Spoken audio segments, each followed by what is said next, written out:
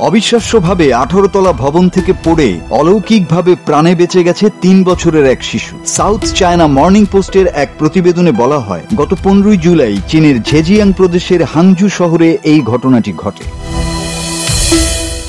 শিশুটিকে সাময়িকভাবে দেখভালের জন্য তার দাদা দাদির কাছে রাখা হয়েছিল। তারা মনে করেছিলেন শিশুটি ঘুমাচ্ছে, তাই তারা ঘরের দরজা বন্ধ করে কিছু বাজার করতে বাইরে যান। কিন্তু ঘুম ভেঙে শিশুটি বাথরুমে গিয়ে সেখানে থাকা টয়লেটে উঠে জানালার কাছে পৌঁছায়। বাথরুমের জানালায় কোনো সুরক্ষা বার না থাকায় সেখান থেকে সে নিচে পড়ে যায়।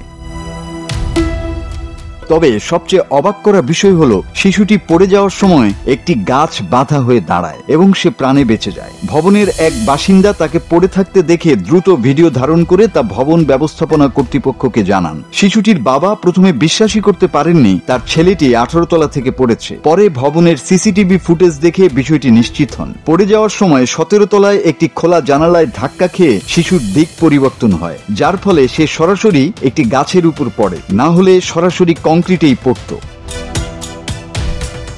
হাসপাতালে নেয়ার পর চিকিৎসকরা শিশুটির বেঁচে যাওয়াকে অলৌকিক বলে মন্তব্য করেন। তার বাঁ হাত ভেঙেছে, মেরুদণ্ডে চাপ লেগেছে এবং কিছু অভ্যন্তরীণ অঙ্গ ক্ষতিগ্রস্ত হয়েছে, তবে মাথায় কোনো আঘাত লাগেনি। ঘটনার ভিডিও এবং বিবরণ সামাজিক যোগাযোগ মাধ্যমে ছড়িয়ে পড়ার পর ব্যাপক আলোচনা শুরু হয়। শিশুটির প্রাণে বেঁচে যাওয়ার ক্ষেত্রে সবচেয়ে বড় ভূমিকা রাখে একটি গাছ। সন্তানের প্রাণ বাঁচানো গাছের প্রতি কৃতজ্ঞতা জানাতে শিশুটির বাবা গাছটিতে একটি বড় লাল ফুল দিয়ে সম্মান জানান। চীনে এই ধরনের ফুল সাধারণত শ্রদ্ধা ও উৎসবের প্রতীক হিসেবে ব্যবহার করা হয়। মাসুদ হাসান, বাংলা টিভি।